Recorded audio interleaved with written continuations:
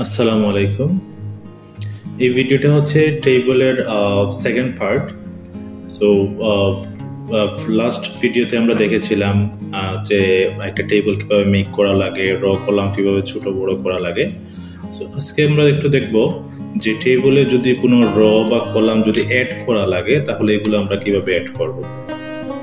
So এখন ধরেন আমরা এখানে একটা র অ্যাড করেছি। লাস্টের র হচ্ছে আমরা 4 জনের নাম পর্যন্ত এই জায়গার মধ্যে এন্ট্রি করতে পারবো। সো এখন যদি আপনার কোনো র বাড়ানো লাগে, লাইক আমি আরো 2 জনের নাম অ্যাড করব, তখন নিচের দিকে আরো 2টা র লাগবে। অথবা এটা কিসের র আমরা অ্যাড করেছি, উপরের দিকে আরেকটা র আমরা অ্যাড করে লিখবো। অথবা ডান দিকে ধরেন একটা কলাম লাগবে, ফাদার্স নেম দেওয়া আছে, এখানে মাদার্স নেম হবে। এগুলো আমরা কিভাবে অ্যাড করব। সো যখন আমরা একটা টেবিল এখান থেকে নিব, এই যে টেবিল লেআউট যেটা দেওয়া আছে, এই টেবিল লেআউটে গেলে দেখবেন এইদিকে 4টা অপশন দিয়েছে তারা, যেমন insert above, insert below, insert left, আর একটা হচ্ছে ইনসার্ট রাইট, যে কোন দিকে আপনার লাগবে। তো ফার্স্ট শর্ত হচ্ছে আপনার কোন দিকে আপনার র বা কলামটা লাগবে। ধরেন আমাদের এই লাস্টের রো এর নিচের দিকে লাগবে, তখন এই লাস্টের রো এর যে কোনো একটা সেলে আপনাকে ফার্স্টে ক্লিক করা লাগবে, ওই গোটা সিলেক্ট করা লাগবে। দেন হচ্ছে এখান থেকে আমরা যেহেতু নিচের দিকে দিব, আমরা চুজ করব এখান থেকে হচ্ছে ইনসার্ট বিলো। ইনসার্ট বিলো দিলাম, দেখেন একটা রো আসছে। আমার আরেকটা লাগবে, আমি দিলাম ইনসার্ট বিলো। সেম আমার এই ডান দিকে আরেকটা কলাম লাগবে, এখানে আছে ফাদার্স নেম, আমরা ধরেন লিখবো এই জায়গার মধ্যে মাদার্স নেম। সো আরেকটা রো যখন আমরা অ্যাড করতে যাব, ওই ফাদার্স নেমের কলাম যেটা আছে এখানে ক্লিক করলাম, তারপরে আমরা দিলাম হচ্ছে ইনসার্ট রাইট। ইনসার্ট রাইট দিকে দিলে দেখেন ডান দিকে আরেকটা আসছে। আমার ধরেন এই সেলের উপরের দিকে একটা রো লাগবে, তখন আমরা দিব এখান থেকে হচ্ছে ইনসার্ট এভোভ। ইনসার্ট এভোভ দিলে দেখেন উপরের দিকে আরেকটা রো আসছে। এইরকম আমরা ডানে বামে উপরে নিচে নিতে পারছি।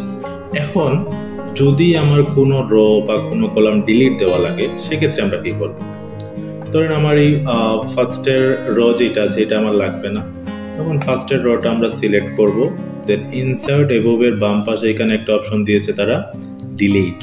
এই ডিলিটে যদি একটা ক্লিক করি, তারপরে সেল, কলাম, র, টেবল, আমাদের এটা যেটা সিলেক্ট করেছি এটা হচ্ছে র।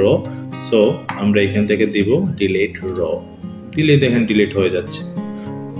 সেম ওয়েতে আমি আমার এই দিকের কলাম যেটা আছে এটা লাগবে না, তখন যাব হচ্ছে delete columns. Okay fine, delete. আমার লাস্টের র লাগবে না, ক্লিক করলাম, ডিলিট র, ডিলিট। আমার টেবিলই লাগবে না, তখন এখান থেকে হচ্ছে ডিলিট টেবিলে দিলে টেবিলটা ডিলিট হয়ে যাবে। এইরকম আমরা চাইলে কোনো র কলাম অ্যাড করতে পারি বা ডিলিট করতে পারি। এখন হচ্ছে আপনার যদি কয়েকটা সেলকে যদি আপনি একটা করতে চান, লাইক মার্জ করতে চান, তখন এখানে একটা কাজ, ধরেন আমার এইটা একটা ভোটার লিস্ট আমি তৈরি করছি। সো উপরের দিকে আরেকটা র অ্যাড করব, যেখানে লেখা থাকবে হচ্ছে ভোটার লিস্ট। ফার্স্টে আমি টেবিল লেআউটে গিয়ে এখান থেকে যদি দেই যে ইনসার্ট এভোভ, তাহলে উপরের দিকে একটা রো এখানে চলে আসছে। এখন আমার এই রোগুলো, আমি এই যে ভোটার যেগুলো আছে এগুলো আমার লাগবে, দুইটা ওয়েতে মোছা যায়। ফার্স্টে হচ্ছে এই সবগুলো সেল আপনাকে সিলেক্ট করা লাগবে। দেন এইখানে একটা অপশন দেখেন দেওয়া আছে মার্জ সেলস। মার্জ মানে হচ্ছে একত্রিত করা। এখন যদি আমরা মার্জ সেলে একটা ক্লিক করি, দেখবেন সেলগুলো একটা সেল হয়ে গেছে।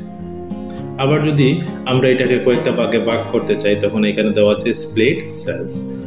স্প্লিট সেলের number of column, number of rho, আপনার এখানে কয়টা রো বা কয়টা কলাম দিয়ে আপনার ধরেন রো লাগবে একটা, কলাম হচ্ছে 3টা বা 4টা দিয়ে আপনি ওকে করলে এইরকম একটা সেলকে আবার ভাগ করতে পারেন। আবার যদি এদের সমান করতে চান, তখন আমরা এদেরকে এরকম সমান করে নিতে পারছি, এরকম সমান করতে পারে। আর মার্জ করতে হলে হচ্ছে সিলেক্ট করে এখান থেকে গিয়ে মার্জ হয়ে গেল। আর এইখানে একটা অপশন আছে যেটা হচ্ছে স্প্লিট টেবিল।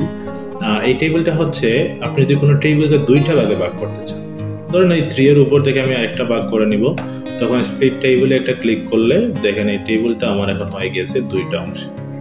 আবার যদি এই অপশনটা অ্যাড করতে চান, ফাঁকা জায়গায় ক্লিক করে কিবোর্ড থেকে ব্যাক স্পেসে দিলেই এটা আবার অ্যাড হয়ে যাবে।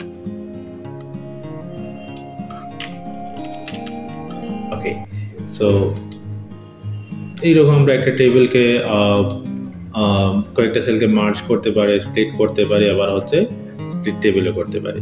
সেম কাজটা ডিলিটের বাম পাশে একটা অপশন আছে, এই জায়গায় ইরেজার, এই ইরেজার দিয়ে আমরা করতে পারি। ওই ইরেজারটা নিয়ে আসলে দেখবেন একটা ইরেজার আসবে, যে টার্নগুলো লাগবে না আপনি লেফট বাটন চাপ দিয়ে এরকম ড্র্যাগ করে করে এদেরকে আপনি এরকম মুছে দিতে পারছেন। তারপরে এখানে আছে কি ড্র টেবিল, এই ড্র টেবিল দিয়ে আপনি চাইলে এগুলো আবার এরকম একটা একটা করে ড্র করতে পারেন। সরি, আমার এখানে এইরকম ড্র করতে পারেন, যেই দিকে যতটা আপনার লাগবে এরকম আপনি ড্র করে নিতে পারবেন। যদি বেশি হয়ে যায় তখন ইরেজার নিয়ে আসবেন, ইরেজার এনে এরকম একটা একটা করে মুছে দিতে পারবেন। ড্র টেবিল দিয়ে শুধু যে এটার ভিতরে এডিট করা যায় এরকম না, আপনি নিচের দিকে চাইলে লেফট বাটন চাপ দিয়ে ধরে নতুন একটা টেবিল নিতে পারেন, নিয়ে এইরকম একটা একটা করে এরকম ড্র্যাগ করতে পারেন, এরকম ড্র করতে। আবার ধরেন এটা লাগবে না, সিলেক্ট করে কিবোর্ড থেকে ব্যাকস্পেস দিলে এটা হয়ে যাবে ডিলিট। এখন আমি যদি এই জায়গার মধ্যে লিখি ভোটার লিস্ট,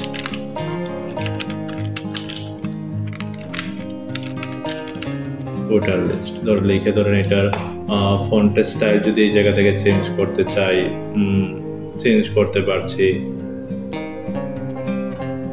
তারপরে এটা যদি ছোট বড় করতে চাই, ফোল্ড করতে চাই, বা স্টাইলের মধ্যে যদি কোনো কালার করতে চাই, এরকম আমরা